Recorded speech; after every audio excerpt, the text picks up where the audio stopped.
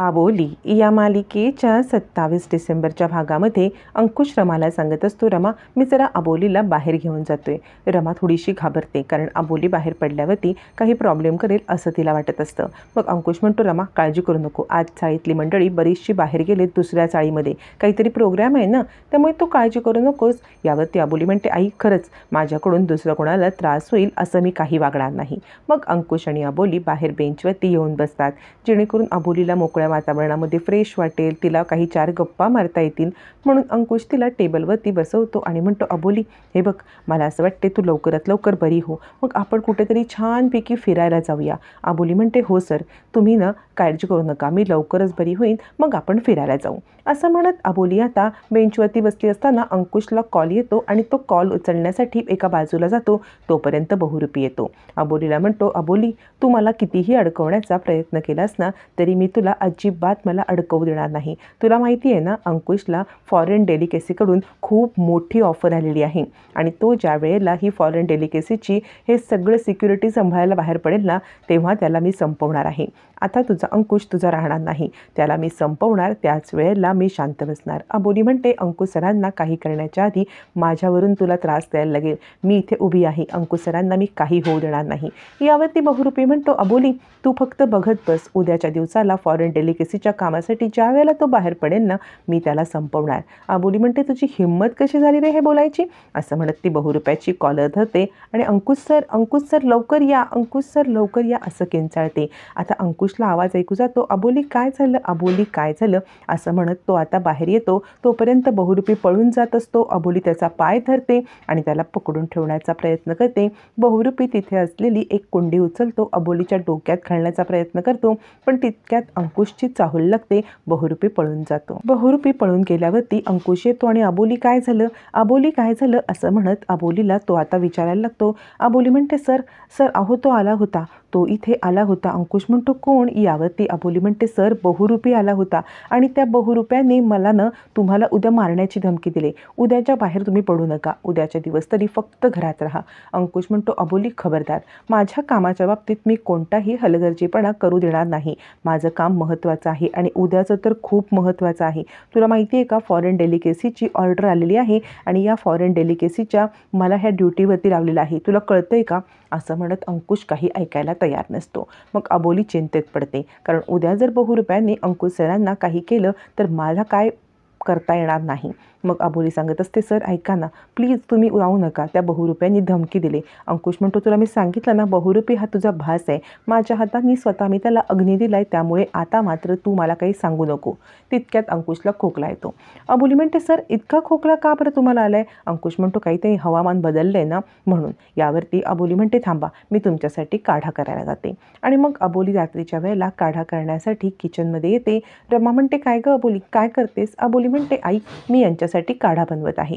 रमा म्हणते, ठीक आहे, मग त्यात थोडंसं ना सुंठ खिसून टाक, जरा त्याला बरं वाटेल, ज्येष्ठ मध पण टाक. आबोली म्हणते, ठीक आहे. मग सुंठ ज्येष्ठ मध सोबत आबोली आता विचार करते, काहीतरी असं करायला पाहिजे जेणेकरून अंकुश सर उद्या त्या कामासाठी बाहेरच नाही पडले पाहिजेत. तिला बहुरूप्याचं सगळं आठवतं की उद्या जर अंकुश सर बाहेर पडले तर त्यांना मी सोडणार नाही.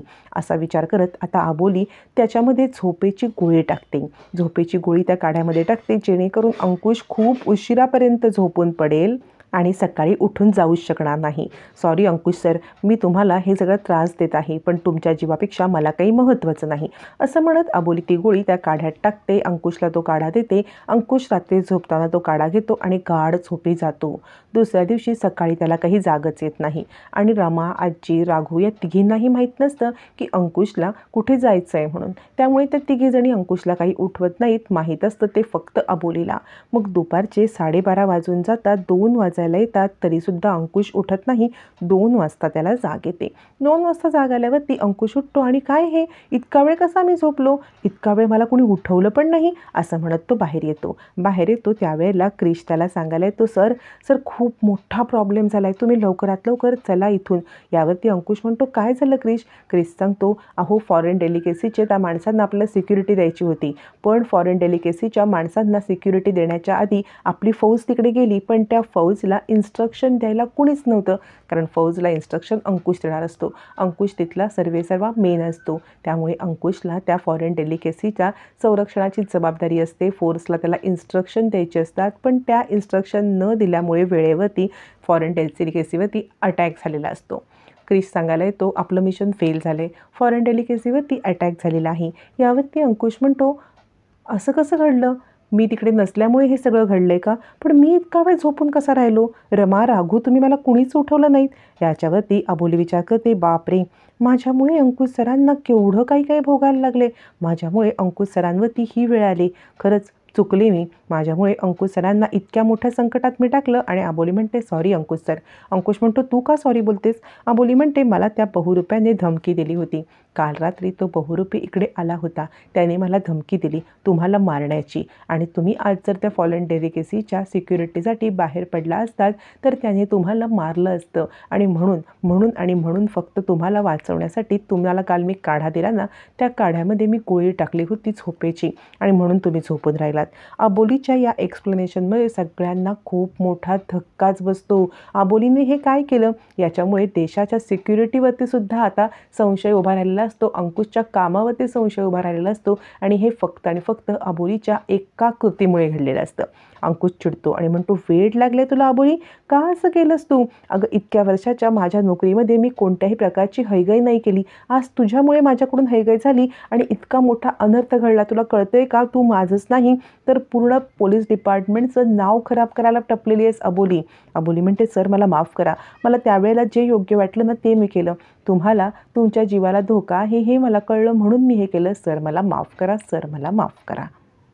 असं म्हणत अबोली आता अंकुशची माफी मागते, पण अंकुश खूप चिडलेला असतो. आता अंकुशला अजिबात कोणत्याही गोष्टीचा तिला काही ऐकायचंच नसतं. तो म्हणतो अबोली आज तू खूप वाईट कृत्य केलंस, आणि तो आता पोलीस डिपार्टमेंटमध्ये येतो.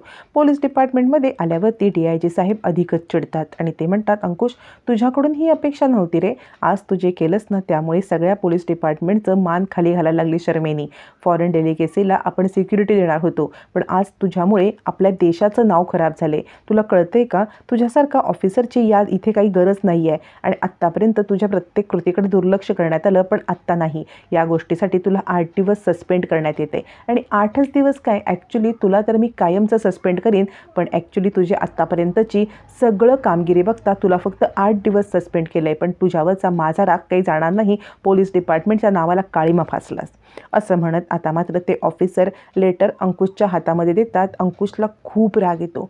चिडलेला अंकुश रागामध्ये आता मात्र घरी येतो. घरी आल्यावरती अंकुश अबोलीला म्हणतो तुझ्यामुळे आत्तापर्यंत जे नाव प्रतिष्ठा मी कमवून ठेवली होती ना ती फक्त आणि फक्त तुझ्यामुळे धुळीला मिळाली. अबोली तुला खरंच वेड लागलेला आहे. आत्तापर्यंत तू जे केलंस ना ते मी विसरून जायला पण तयार होतो, पण आज नाही.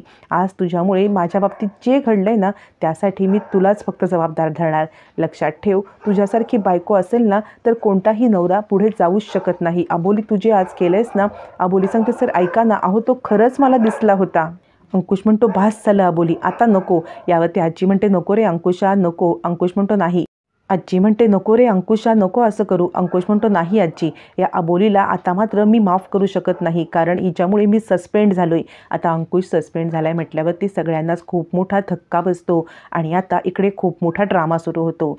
अबोलीला नेण्यासाठी मानसोपचार तज्ज्ञाची माणसं आलेली असतात, म्हणजे त्या हॉस्पिटलमधून काही बायका आलेल्या असतात आणि अबोलीला वेड्याच्या इस्पितळामध्ये नेण्यात येत असतं. अबोली सांगत असते अंकुश सर वाचवा मला. अंकुशला पण अबोलीला वेड्याच्या इस्पितळामध्ये पाठवायचं नसतं, पण आता दुसरा कोणता पर्याय नसतो. पण हे सगळं अबोलीचं नाटकच असतं, कारण बहुरूपी अंकुशच्या जीवाशी खेळतोय हे लक्षात आल्यावरती अबोलीने केलेलं हे नाटक असतं.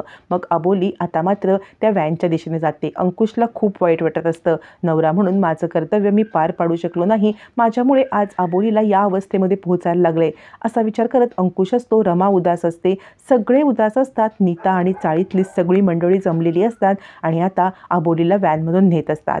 अबोलीला व्हॅनमध्ये बसवलेलं असतं आणि अबोली विचार करत असते, सर मला माफ करा, पण तुमच्या जीवावरचा धोका टळण्यासाठी आणि त्या बहुरूप्याचं सत्य समोर आणण्यासाठी मला हे नाटक करावं लागतंय. म्हणजे स्वतःहून नाटक करत अबोली वेड्यांच्या इस्पितळात गेलेली असते काहीतरी प्लॅन करून. आता या अबोलीचा नक्की प्लॅन काय असतो आणि बहुरूप्याला बाहेर काढण्यासाठी अबोलीने इस्पितळात जाणं का आवश्यक असतं हे खूप गुंतागुंतीचं आता मात्र कोडं येणाऱ्या काही भागातच सुटणार आहे.